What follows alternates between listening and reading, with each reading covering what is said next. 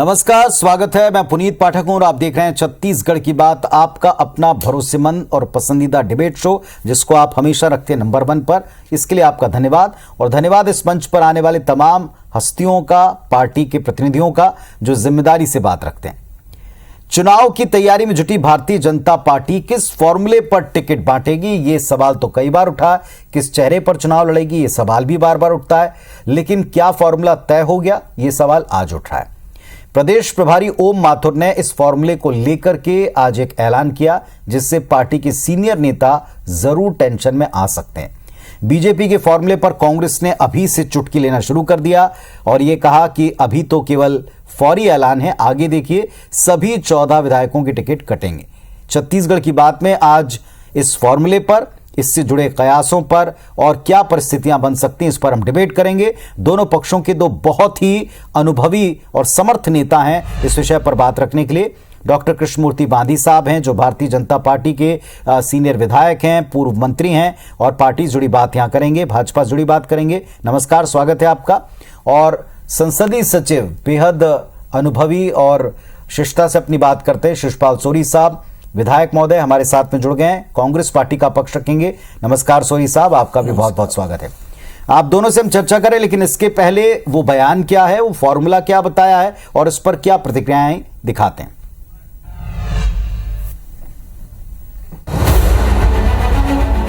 किसे मिलेगा टिकट, किसका होगा पत्ता साफ, नए चेहरों पर विश्वास, पूरी होगी जीत की आस।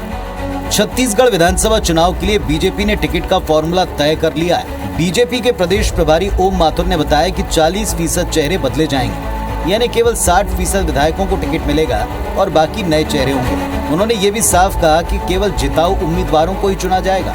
भारतीय जनता पार्टी का पिछले 5-6 चुनावों का इतिहास रिजल्ट निकाले तो एक स्वाभाविक रूप से 30 से 40% लोग बदलते हैं।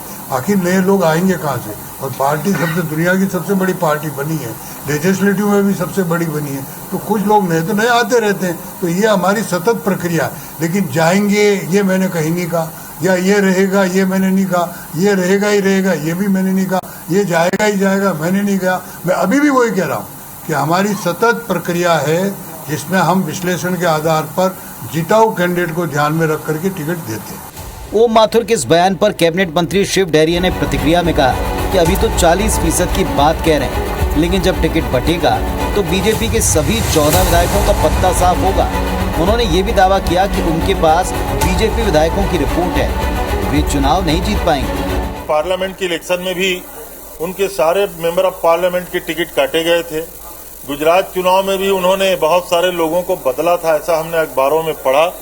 और छत्तीसगढ़ में लगातार बदलाव जारी है। माननीय नेता प्रतिपक्ष बदल दिए गए, भारतीय जनता पार्टी के अध्यक्ष बदल दिए गए, तो उनके प्रभारी अगर कह रहे हैं कि अधिकांश लोगों को बदला जाएगा, तो मैं ऐसा समझता हूं कि भारतीय जनता पार्टी में परिवर्तन का दौर है। हम तो पहले ही कह रहे हैं, भारतीय जनता पार्टी के 14 विधायक हैं, सारे 14 के 14 विधायकों की टिकट कटने वाली है। आदरणीय रमन सिंह जी, बृजमोहन अग्रवाल, अजय चंद्राकर, धर्मजीत सिंह जी की रिपोर्ट आ चुकी है और वो जीतने वाले नहीं हैं। अभी तो वो 40% टिकट काटने की बात कर रहे हैं। अब जब टिकट का वितरण होगा तो 14 के 14 विधायकों का टिकट छत्तीसगढ़ में भाजपा का साफ हो जाएगा, ये तय है। शिव डहरिया किस रिपोर्ट की बात कर रहे हैं, ये तो वही बता सकते हैं, लेकिन ओम माथुर के टिकट फॉर्मूले से बीजेपी के सीनियर नेताओं में खलबली मची हुई है। Bureau report, IBC 24। चलिए तो बिना देर किए डिबेट की शुरुआत करते हैं। किस पार्टी का क्या फॉर्मूला होगा, ये पार्टी का अपना विषय है, वक्त आने पर वो स्पष्ट होता है। लेकिन क्या इससे भारतीय जनता पार्टी के सीनियर विधायकों, भारतीय जनता पार्टी के सीनियर नेताओं के बीच में खलबली है? क्या परिवर्तन के इस दौर में वाकई उन्हें टिकट कटने जैसी स्थिति का सामना करना पड़ेगा? इस पर हम सीधे उत्तर लेते हैं। डॉक्टर कृष्णमूर्ति बांदी जी, भारतीय जनता पार्टी का मसला है, विषय है, आज आपके प्रभारी के बयान के आधार पर है, तो जाहिर सी बात है आज पक्ष इस बात की चिंता भी करेगा और चर्चा भी। आप बताएं, ओपनिंग स्टेटमेंट में आपको क्या लगता है? एक दावा किया गया कि सबके टिकट कटेंगे। पुनीत जी, आप अच्छी तरीके से जानते हैं कि भारतीय जनता पार्टी का जो टिकट का फैसला है उसके बहुत सारे मापदंड है और ये जो हमारे जो छत्तीसगढ़ के प्रभारी माननीय ओम माथुर जी ने उन्होंने अपनी बात रखा है, उन्होंने सत्य रखा है कि और भी बढ़ सकते हैं, घट सकते हैं। ये जो 30% है, 40% है, ये घट बढ़ सकते हैं और वो रेपुटेशंस पे बढ़ेंगे, जिसका फैसला पार्टी में करेगी। भारतीय जनता पार्टी जो है अपना प्रयास कर रही है, ये भारतीय जनता पार्टी का आंतरिक मामला है और ये तय करेगी, ये उनका निर्णय है। लेकिन हमने जो देखा है अभी कांग्रेस का कि माननीय मुख्यमंत्री जी कहते हैं कांग्रेस को खुशू देना चाहिए कि 45% कांग्रेस का टिकट कटना है। अभी तो बहुत सारे लोग कांग्रेस के जो लोग हैं, विधायक जो लोग हैं, उनकी टिकट 45% कटेगी, ये तो माननीय भूपेश बघेल जी भी कह रहे हैं।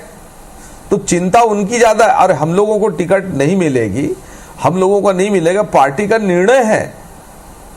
ये कोई जो अभी जो फॉर्मुलेटेड बातचीत किया गया एक रूटीन है, एक जो सहज बात है जिसको माननीय हमारे प्रभारी मंत्री जी ने, ओम माथुर जी ने उन्होंने रखा। ये सहज प्रक्रिया है, इससे हटकर कोई और बातचीत नहीं है इसमें से। ये एक प्रक्रिया है जो चलते रहेगा, घट बढ़ जाएगी कैसी परिस्थिति, अभी और भी समय आएगा और भी परिस्थितियां चेंज होंगी, है ना। कुछ अच्छे होंगे, कोई सुधार आएंगे, कुछ परिस्थितियां होगी, वो उसके ऊपर पार्टी निर्णय कर लेगा। ये प्रक्रिया के अंतर्गत एक सामान्य प्रक्रिया है, कोई अन्यथा प्रक्रिया नहीं है पुनीत जी इसमें, और कोई बहुत ज्यादा विषय इसकी नहीं है। चलिए ठीक है, आपने अपनी बात रखी। वापस विस्तार पे मैं आऊंगा, इसके विस्तार, इसके पीछे के तर्कों पे भी और जो दावे किए गए उस पर भी आऊंगा। शिषपाल सोरी जी, भारतीय जनता पार्टी का आंतरिक मसला है, ठीक बात है, लेकिन सामना तो बीजेपी का कांग्रेस से ही होता है। कांग्रेस की नजर भी इस पर रहती है, कांग्रेस के टिकटों पर बीजेपी की नजर रहती है, एक दूसरे के टिकटों पर नजर रख के आप रणनीतियां भी बनाते हैं। इस बात को जो प्रभारी महोदय ने की है, एक मंत्री जी का दावा भी आपने सुना आपके पक्ष के, वो कहते हैं सबका टिकट कटेगा, 14 के 14 लोग बदले जाएंगे। कांग्रेस इसके पीछे रणनीति क्या पा रही है? अगर सारे चेहरे बदले गए और अगर आप सांसद के चुनाव को लेकर के ये बात कह रहे हैं तो उसके नतीजे भी समक्ष हैं सबके, क्या कांग्रेस की चिंताएं बढ़ेंगी? उनका आंतरिक मामला है, ये किस तरह का फार्मूला करते हैं। किंतु मैंने देखा, हम सब लोगों ने देखा कि जो पार्टी का जो तानाशाही है ये बीजेपी में है। वो हाई कमान के नाम से उधर से जो भी निर्देश होते हैं एक झटके में हो जाते हैं। हमारे यहाँ प्रजातांत्रिक तरीका ज़्यादा अपनाया जाता है और बहुत कम अपवाद स्वरूपी जो विनिंग कैंडिडेट हैं या जो सिटिंग एमएलए हैं उनके टिकट काटे जाते हैं। तो हम तो हमारे काम पे भरोसा है और वही भरोसों का आकलन सतत चल रहा है और हमारे मुख्यमंत्री जी भी, हमारे संगठन भी इस हर चीज़ हमारे विधायकों के परफॉर्मेंस पे नज़र रख रहा है। इसीलिए सब लोग जी तोड़ मेहनत कर रहे हैं और जो न्याय योजना की जो एक चल रही है पूरे प्रदेश में, उससे लोगों में कांग्रेस के प्रति एक आस्था बढ़ी है। इसके अलावा जो हमारे संस्कृति के संवर्धन है उसके संबंध में जो बातें हो रही है, हमारे जो पुराने परंपरागत खेल हैं उनके विकास की जो बातें हो रही है, तो एक छत्तीसगढ़िया वो जो वातावरण है वो एक जीवंत रूप एक लेता जा रहा है। और जो हम पुरानी जो परंपरा की बात करते हैं, हमारे पुराने लोगों की बात करते हैं, एक पुराने छत्तीसगढ़ की बात करते हैं और उस संपन्न छत्तीसगढ़ की बात करते हैं स्वराजी योजना के तहत, उसी की ओर जा रहे हैं। तो हम तो आश्वस्त हैं कि हमारे सरकार के कामकाज, हमारे मुख्यमंत्री भूपेश बघेल जी के कामकाज और हम सब लोग मेहनत कर रहे हैं,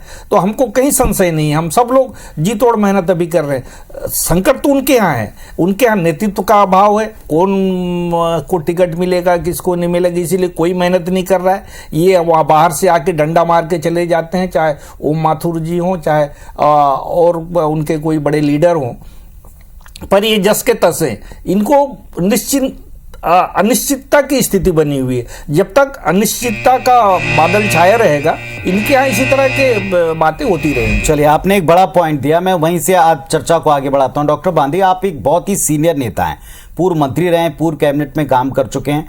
क्या बात जो सोरी साहब कह रहे हैं वो सच नहीं है कि जब पहले से पता हो जनप्रतिनिधियों के उनके टिकट कटने वाले हैं, कई सीनियर्स के टिकट अगर कटते हैं, जैसा पहले भी पार्टी कर चुकी है देश के चुनाव में, कई अन्य प्रदेश के चुनाव में, तो फिर उत्साह नहीं रह जाता, लोग वैसे मनोबल से काम नहीं करते। आप स्वयं भी क्या इस अनुभव से गुजर रहे हैं?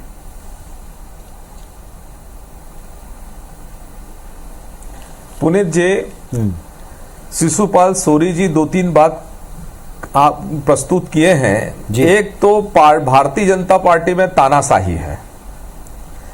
तो आपने देखा होगा कि पूरे राष्ट्रीय लेकर के प्रदेश तक के किस तरीके से सबको मौका भारतीय जनता पार्टी में कार्यकर्ताओं को देते हैं, ये एक परंपरा है। जबकि कांग्रेस में जो तानाशाही है, आपने देखा होगा कि कांग्रेस का स्टीयरिंग कमेटी है वो उसके चुनाव नहीं होंगे इस बात का तय करके रखा है। तो तानाशाह पार्टी कौन हुआ देश में? मनोनयन होगा। अब मनोनयन कौन होगा, ये प्रजातंत्र की बातें हैं, चुनाव नहीं होगा। अब इससे अंदाज लगा लीजिए कि कौन बीजेपी तानाशाह पार्टी है कि कांग्रेस तानाशाह पार्टी है। दूसरी आज बात करते हैं, ये आज का वातावरण की बात कर रहे थे। आज देख लीजिए और इनकी योजनाएं देख लीजिए, कितने लोगों को इन लोगों ने आश्वासन दे के रखा है, कितने कर्मचारी आंदोलनरत हैं, किसका सूद लेने वाला नहीं है, किसकी बात नहीं करते होते हैं और उससे बोलते हैं कि हमारा इस पे भूपेश बघेल जी बहुत अच्छा काम कर रहे हैं। कितने महिलाएं हैं अपने बच्चों को लेकर के पड़ी हुई हैं, कितने लोग, कितने अनुकंपा नियुक्ति के लिए माता बहनें लोग अपने इसमें सर घुटवाने का काम कर रहे हैं। सर, थोड़ा सा आज के मुद्दे पर आते हैं क्या इस पे कि ये ऐसी योजनाएं चल रही है। शिषपाल सोरी साहब, थोड़ा सा मुद्दे पर आते हैं। आपका जो बातचीत है परिवर्तन की बात है, थोड़ा सा परिवर्तन के फॉर्मूले पर आते हैं ना? क्या आप बीजेपी के परिवर्तन फॉर्मूले पर प्रभारी की बातों से सीनियर नेताओं का, सिटिंग एमएलए का मॉरल डाउन होता है, वो ढंग से काम नहीं कर पाते हैं?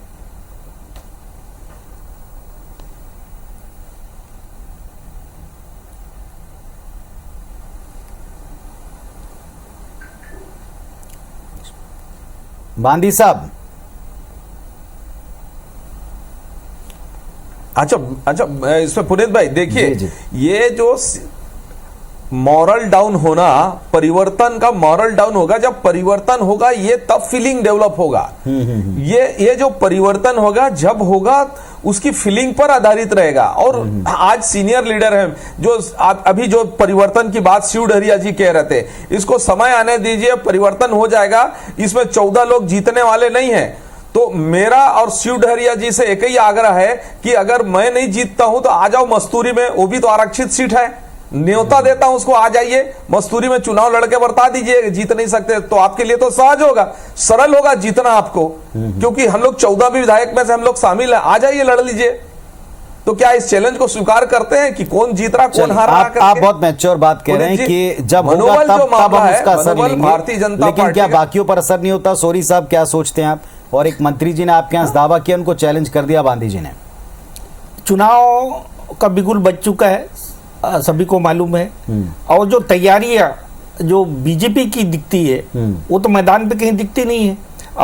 हम तो जैसे 71 हम विधायक हैं आज की तारीख में, सिटिंग एमएलए हैं, हम तो मान के चल रहे हैं कि हमको टिकट मिलेगा।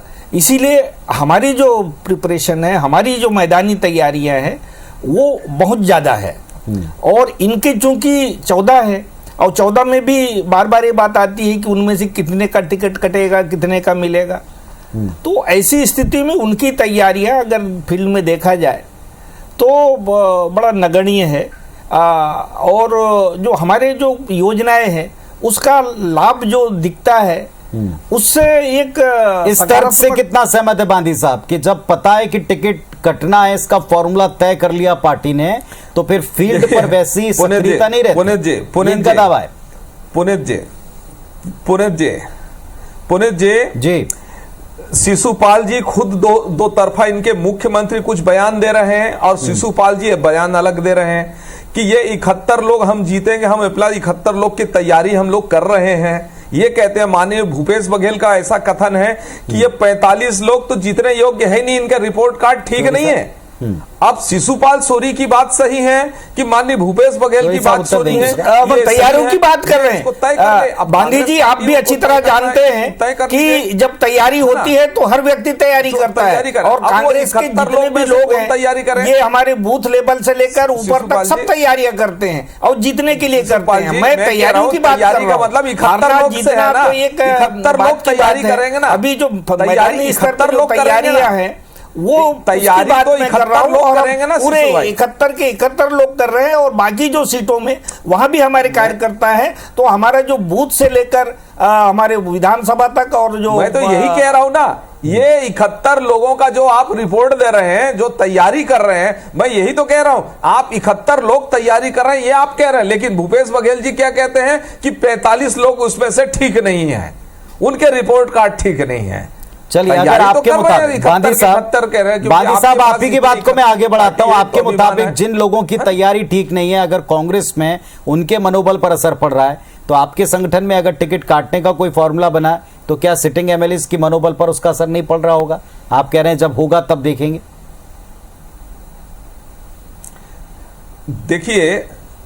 देखिए, एक स्वाभाविक प्रतिक्रिया ऐसा हो सकता है, लेकिन जो समर्पित होगा, पार्टी के लिए समर्पित होगा, तो ये एक निर्णय होता है कि नहीं यार, मुझे मेरी टिकट कट गई, शायद पार्टी ने किसी विचार करके सोच करके किया होगा। तो ये मनोबल में थोड़ी देर के लिए ठीक था, लेकिन पार्टी के हित में और उस रिपोर्ट का क्या, जो पार्टी के हित में जैसे होगा मंत्री ये। महोदय कह रहे हैं, उनको इसमें पता है कोई दो कोई मत सिटिंग नहीं आया। एमएलए नहीं जीत रहा। और तो मैं तो न्योता दे रहा हूं शिव डहरिया जी को, मेरे यहां आरक्षित सीट है, वो भी आरक्षित आदमी, मैं भी आरक्षित हूं, आ जाए लड़ ले। चलिए, शिशपाल सोरी आ जाए लड़ ले। आप मानते हैं उसको कि स्वीकार मनोबल कर पर ले, असर पड़ता है? तैयारी करना शुरू और ऐसी कर दे कोई वो। रिपोर्ट क्या पार्टियों के पास होती है विरोधियों की, कौन जीत रहा है कौन आ नहीं जाए जीत लड़ रहा? ले वहां पे, पर्दे के पीछे नहीं खुलकर जब कुछ मैं कह सकते हारना हैं ही इस है पर? मुझे। देखिए पुनीत जी, जब तैयारियां होती है तो संगठन का जो नजरिया होता है, जीतने वाली सीट को भी कहते हैं, उस कैंडिडेट को भी कहते हैं कि आप मेहनत करिए, क्योंकि ये संगठन का एक काम है कि अगर हम निश्चिंत होकर बैठ जाएं कि हम तो जीत रहे हैं, तो इसके उलट परिणाम भी आ सकते हैं। इसीलिए संगठन हमेशा ये कहता है कि आप थोड़ा मेहनत करिए। चलिए, इसका फाइनल मतलब है कि आप और अच्छे से जमीन तैयारी पर करिए। और चलिए, फाइनल एक कमेंट लेता हूं मैं। कृष्णमूर्ति बांदी साहब, आपसे शुरू करता हूं। फाइनली ये जो फॉर्मूला आया बीजेपी में सामने प्रभारी महोदय के बयान से, इसका परफॉर्मेंस पर असर पड़ेगा नहीं पड़ेगा? देखिए, एक निश्चित तौर पर है, ये एक स्वाभाविक प्रक्रिया है और ये सामान्य प्रक्रिया, इसमें कोई बहुत ज्यादा नहीं है पुनीत भाई, कि माननीय हमारे जो प्रभारी मंत्री ने कहा है वो सही है कि गड़बड़ भी सकते हैं और जितने योग्य आदमी को कर सकते हैं। 30-40% में परिवर्तन एक स्वाभाविक प्रक्रिया है, इसमें कोई बहुत सारी बातचीत नहीं है। और हम आज जनता के बीच में हम बहुत मेहनत करके जा रहे हैं। हालांकि हम टिकट कोशिश कटने कर की रहे बात हैं। थोड़ी लोगों का असहज विश्वास जरूर कर जीतने का जाती काम है, कर लेकिन रहे हैं। शिशपाल सोरी साहब, आपको क्या लगता है बीजेपी में अगर ये फॉर्मूला है, इससे ज्यादा जैसा मंत्री जी का दावा है, उससे कांग्रेस के लिए चैलेंज कितना घटेगा बढ़ेगा? हम तो अभी से निश्चिंत हैं कि हमारी सरकार बनेगी, और जनता का जो आशीर्वाद मिल रहा है उससे भी हमको लग रहा है हमारी सरकार बनेगी। और जितना इनमें विवाद होगा उतने ही हम फायदे में रहेंगे, और जितने ये जो कह रहे हैं कि इतने टिकट कटेंगे, अनिश्चितता का जो वातावरण बन रहा है वो हमारे लिए फायदेमंद होगा। और जहां तक हमारे पार्टी का सवाल है, हम तो मान के चल रहे हैं कि हमको टिकट मिलेगा, हम जीतेंगे, इसलिए सब लोग मेहनत कर रहे हैं। चलिए, देखते हैं कि इस फॉर्मूले पर अमल कितना होता है, इस फॉर्मूले में कितना घट बढ़ जाता है और उसका कितना नफा नुकसान दलों को होता है। फिलहाल आप दोनों का बहुत शुक्रिया अपने ओपिनियंस रखने के लिए। नमस्कार। नमस्कार।